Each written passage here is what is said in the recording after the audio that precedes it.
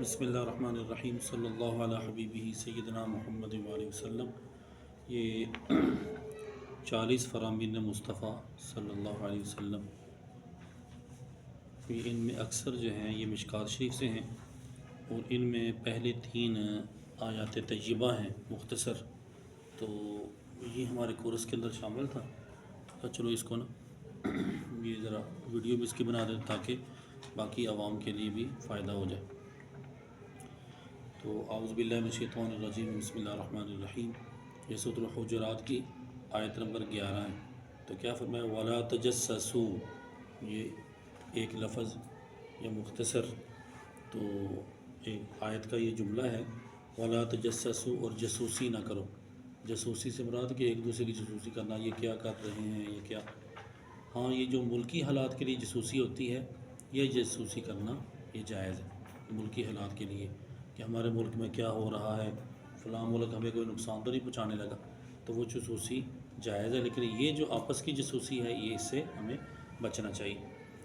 اور آگے دوسری آیت میں صحابہ کرام کی شان بیان کی، وَكُلًّا وَعَدَ اللَّهُ الْحُسْنَى، وَكُلًّا وَعَدَ اللَّهُ الْحُسْنَى، یہ 2 جگہ پر قرآن پاک فرمایا۔ یہ سورۃ النساء میں بھی ہے اور سورۃ الحدید کے اندر بھی ہے۔ تمام صحابہ سے اللہ تعالیٰ نے جنت کا وعدہ فرما لیا ہے۔ تو جب تمام صحابہ سے جنت کا وعدہ فرما لیا، تو آج کا کوئی بندہ صحابہ کرام کے خلاف بات کرے تو یہ بہت غلط بات ہے اور خود جہنمی ہونے والا معاملہ ہے، ورنہ سارے صحابہ جنتی ہیں۔ اس لیے وہ نعرہ لگاتے ہیں ہمارے بزرگ، ہر صحابی نبی جنتی جنتی، تو تمام صحابہ جنتی ہیں۔ آگے تیسری آیت مبارکہ، وَغْضُضْ مِن صَوْتِكَ، اور دھیما رکھو، وغدد، اور دھیما رکھو، من صوتک، اپنی آواز دھیمی رکھو، آہستہ۔ اسی آیت کے نا آگے فرمایا کہ ان انکر الاصوات لصوت الحمیر، بے شک سب سے بری آواز گدھے کی آواز ہے۔ تو اس سے نا اشارہ یہ معلوم ہوا کہ گدھے کی طرح شور مچانا تو یہ مسلمانوں کا طریقہ نہیں، ہمیں آواز نا اپنی دھیمی رکھنی چاہیے، چاہے تقریر کر رہے ہوں، چاہے جو نا عام حالات میں باتیں کر رہے ہوں، تو شور مچانا یہ طریقہ کار ٹھیک نہیں، بلکہ آواز مناسب رکھنی چاہیے۔ آگے یہ 3 آیتیں ہوگی، آگے جو احادیث مبارک میں خیر العیادت اخفھا، یہ شعب الایمان کی حدیث پاک ہے۔ خیر العیادت، سب سے بہترین بیمار پرسی۔ آپ کسی کو پوچھنے کے لیے جائیں کہ تم بیمار ہو، تمہیں اللہ تعالیٰ شفا عطا فرمائے، اس کے لیے دعا کریں، اس کو تسلی دیں، تو بیمار پرسی، بیمار کو پوچھنے کے لیے جائیں، صبح جائیں تو شام تک، شام کو جائیں تو صبح تک، 70,000 فرشتے آپ کے لیے بخشش کی دعائیں کریں گے، اور کما قال علیہ السلام۔ تو بہترین بیمار پرسی کون سی ہے؟ اخفھا، جو خفیف ہو، تھوڑی ہو، مختصر ہو۔ بہترین بیمار پرسی وہ جو تھوڑے وقت کے لیے ہو، ہوتے جا کے بیٹھے رہے، ٹھیک ہے نا، اتنی دیر نہیں لگانی چاہیے۔ بیمار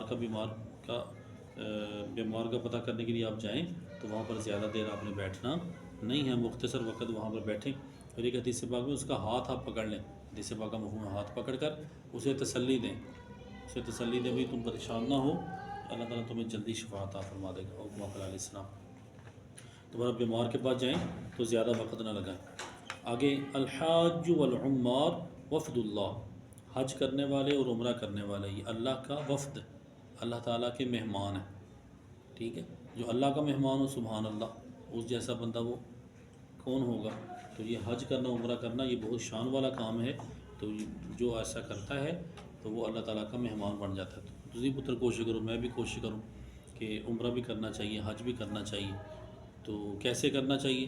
نہ امیراں دی گل ہے، نہ غریباں دی گل ہے، مدینے نو جانا نصیباں دی گل۔ تو تھوڑی سی ہمت کریں گے، کوشش کریں گے، دعا کریں گے، تو قرآن پاک میں خود یہ یمحو اللہ ما یشاء ویثبت، اللہ تعالیٰ جسے چاہے مٹا دے، جسے چاہے باقی رکھے۔ اگر ہماری قسمت میں لکھا ہوا بھی ہے کہ عمرہ نہیں کرنا، تو لیکن اگر ہم دعا کریں گے تو اللہ نے قرآن پاک میں خود فرمایا کہ جو ہے نا وہ جو اللہ مٹانا چاہے مٹا بھی سکتا ہے۔ تو انشاءاللہ العزیز ہماری قسمت تبدیل ہو سکتی تھی، یعنی یہ ہے کہ ہم کوشش کریں۔ اور ایک حدیث پاک میں الدعاء یرد القضاء، یہ دعا تقدیر کو بدل دیتی، تو اس لیے ہمیں کوشش کرتے رہنا چاہیے، دعا بھی کریں، پیسے بھی جمع کریں، باقی کاموں کے لیے پیسے جمع کرتے ہیں نا، مکان ہم نے اپنا جی بنانا ہے، جگہ خریدنی ہے، ہم نے جی جہیز تیار کرنا ہے، ٹھیک ہے، کیا کیا کچھ کے لیے پیسے جمع کرتے ہیں۔ تو اس طرح سے ہمیں پیسے مدینہ شریف کے لیے بھی جمع کر لینے چاہیے۔ آگے حسن السوال نصف العلم، اور ایک حدیث پاک میں کہ انما کا لفظ بھی انما حسن السوال نصف العلم، اچھا سوال آدھا علم ہے۔ کیا مطلب؟ جو شخص سوال کرتا ہے اس کا مطلب یہ کہ اسے آدھی بات سمجھ لگ گئی ہے، لیکن سوال وہ کون سا ہو؟ اچھا سوال ہو، فائدہ مند سوال ہو۔ یہ کون سا سوال اچھا نہیں ہوتا؟ مثلا کوئی پوچھے جی قاری صاحب دسو یہ بدھ والے دن گوشت کا ناغہ کیوں ہوتا ہے؟ دوستوں بولو ہونا یہ سوال لگی فائدہ دسیں جی، یہ بتائیں آپ کہ حضرت یوسف علیہ السلام کی نانی جان کا نام کیا تھا؟ تو یہ اس طرح کے سوالات یہ فائدہ مند نہیں ہوتے۔ اچھا سوال یعنی جس کا نا دنیا میں فائدہ ہو یا دین میں فائدہ ہو، وہ سوال کرنا جو ہے نا وہ مفید ہوتا ہے۔ اس میں لگی شرم تو اس سے نا آدھا علم بھی صرف سوال کرنے سے آدھا علم آ جائے گا، آگے جواب ملے گا تو پورا علم اللہ عطا فرما دے گا۔ تو سوال کرنا چاہیے لیکن سوال اچھے کرنے چاہیے۔ آگے الحسن والحسین سیدا شباب اہل الجنہ، امام حسن امام حسین رضی اللہ تعالیٰ عنہما دونوں یہ جنت کے جوانوں کے سردار ہیں۔ جنت کے جوان، جنت کے اندر تو سارے جوان ہوں گے، تو اصل میں یہ جنت کے جوانوں سے مراد ہے کہ جو جوانی کی حالت میں فوت ہوں گے اور جنت میں جائیں گے، ان کی سرداری امام حسن امام حسین کو ملے گی۔ اور ابو بکر و عمر سیدہ کہول اہل الجنہ، حکم اقل علیہ السلام حضرت ابو بکر و عمر جنت کے بزرگوں کے سردار ہیں۔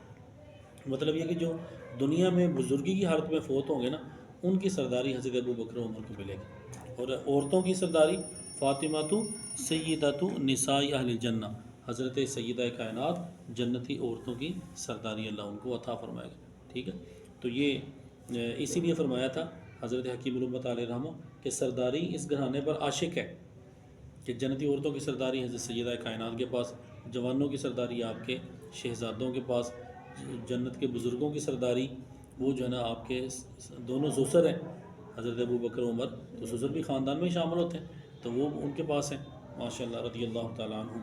تو اس لیے سارا گھرانہ ہی سرداروں کا گھرانہ ہے۔ اور اپنے بارے میں نبی پاک علیہ السلام نے کیا فرمایا؟ انا سید ولد آدم یوم القیامہ، قیامت کے دن تمام اولاد آدم کی سرداری اللہ مجھے عطا فرمائے گا۔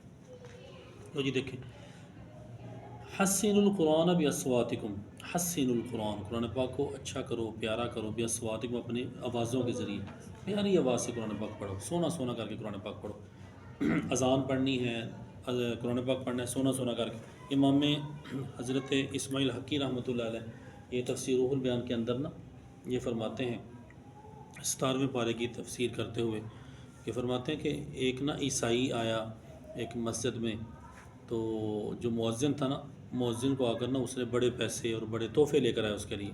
وہ کہا یار کیا بات ہے، تمہاری آواز جو ایسی ہے تو میں تمہارے لیے تحفے لے کر آؤں، تمہاری آواز ایسی۔ وہ لوگ کہیں یار ایک عیسائی ایک کافر ہو کر مسلمانوں کو تحفے دینے کے لیے آیا، اور اذان پر وہ کہنے لگا جناب ہماری ایک بچی تھی، عیسائی کہنے لگا اس بچی نے یہ ارادہ کر لیا تھا کہ میں مسلمان ہو جاؤں، مسلمانوں کی اچھی اچھی باتیں سنی، کوئی کتابیں پڑھی، کس طرح اسے ارادہ کر لیا کہ اچھی میں نہ کلمہ پڑھ کے مسلمان ہو جاؤں۔ لیکن یہ جب سے بندہ تمہارے آیا نا اذان پڑھنے کے لیے، اس کی آواز اتنی بری ہے، اتنی بھیڑی آواز آئی تھی، اس نے کہا یہ کس کی آواز ہے؟ اس نے تو میرے کان پھاڑ دیے، اتنی کیسی بری آواز ہے اس بندے کی۔ تو انہوں نے کہا جی یہ مسلمانوں کے نا مؤذن کی آواز ہے۔ اس نے کہا میں نہیں پھر کلمہ پڑھ دی، تو تمہارے اس مؤذن کی وجہ سے اس عورت نے کلمہ چھوڑ دیا، تو اس لیے میں تحفے لے کر آیا ہوں۔ استغفر اللہ العظیم۔ تو یہ حکایت بیان کرنے کا مقصد کیا تھا کہ اذان ہو یا جماعت ہو تو کوشش کر کے نا پیاری پیاری آواز میں یہ قرآن پاک ہمیں پڑھنا چاہیے، اور اذان بھی ہمیں پیاری انداز سے پڑھنی چاہیے۔ غلط انداز سے غلط آوازوں میں اس طرح سے پڑھنا شروع کر دیں تو پھر جو ہے نا وہ کیا ہے کہ لوگ دین سے متنفر نہ کہیں ہو جائیں۔ تو قرآن پاک کو بھی پڑھو پیارے آواز سے، ٹھیک ہے نا، سونا سونا کر کے قرآن پاک پڑھنا چاہیے۔ اچھا بالفرض کسی کی آواز اٹکتی ہے، وہ زبان اس کی نہیں چلتی، تو وہ بھی یہ نہیں کہ وہ قرآن پاک نہ پڑھے، نہیں وہ قرآن پاک پڑھے۔ اس میں کے لیے تو حدیث پاک میں یہ تھا کہ جو کوشش کرتا ہے لیکن مشکل ہوتی ہے اسے ذرا پڑھتے وقت، تو اللہ تعالیٰ اسے ثواب زیادہ عطا فرمائے گا، کیونکہ وہ مشکل میں وہ پڑھ رہا ہے۔ تو اس لیے پڑھنا اسے بھی چاہیے، لیکن ایک ہوتا ہے کہ مسجد کا امام بندہ بن جائے، مسجد کا مؤذن بن جائے اور اونچی آواز کے ساتھ اسپیکر چلا چلا کر پڑھے، اس کو چاہیے کہ جب اسپیکر میں پڑھنا پڑے پھر وہ اچھی آواز ہی ہو۔ تو اگر وہ آواز اتنی اچھی نہیں ہے تو پھر اکیلا ہی پڑھ لیا کرے، کی خیال ہے لوگوں کو، مسلمانوں کو وہ مسلمان ہی رہنے دے، یہ نہ ہو کہ وہ دوسرے جو نا وہ الٹا معاملہ نہ بن جائے۔ آگے حسین منی وانا من حسین، امام حسین مجھ سے ہیں، مجھ سے یعنی نبی پاک علیہ السلام سے، سبحان اللہ، اور میں امام حسین سے ہوں رضی اللہ عنہ، یعنی مطلب یہ ہے کہ امام حسین رضی اللہ تعالیٰ عنہ مجھ سے ہیں، یعنی میری اولاد پاک میں ہیں، اور میں حسین سے ہوں کہ اگر میری شان کسی نے دیکھنی ہے تو امام حسین میں دیکھیں۔ اور اسی لیے کہ حدیث پاک میں یہ ہے، امام حسن سر انور سے لے کر سینے تک نبی پاک علیہ السلام کے مشابہ تھے، اور امام حسین سینے سے لے کر پاؤں مبارک تک نبی پاک علیہ السلام کے مشابہ تھے۔ کسی صحابہ کرام فرماتے ہیں ہم نے نبی پاک علیہ السلام کا دیدار پاک کرنا ہوتا تو دونوں شہزادوں کو اپنے سامنے بٹھا لیتے، ایک مرتبہ ادھر دیکھتے ایک مرتبہ ادھر دیکھتے، تو ہمیں نبی پاک علیہ السلام کا دیدار پاک ہو جایا کرتا تھا، ٹھیک ہے نا۔ تو یہ حضور علیہ السلام کی شان ان دونوں شہزادوں سے ظاہر ہوگی۔ آگے مشکوٰۃ شریف کے اندر بھی یہ حدیث پاک ہے 4228 اس کا نمبر ہے، تو اور ہمارے جو ہے نا دوسرا یہ ابن ماجہ کے اندر بھی یہ حدیث پاک موجود ہے، تفسیر ابن کثیر میں بھی یا ایھا الذین آمنوا لا تسألوا عن اشیاء، اس آیت کے تحت نا انہوں نے یہ حدیث مبارکہ ذکر کی ہوئی ہے۔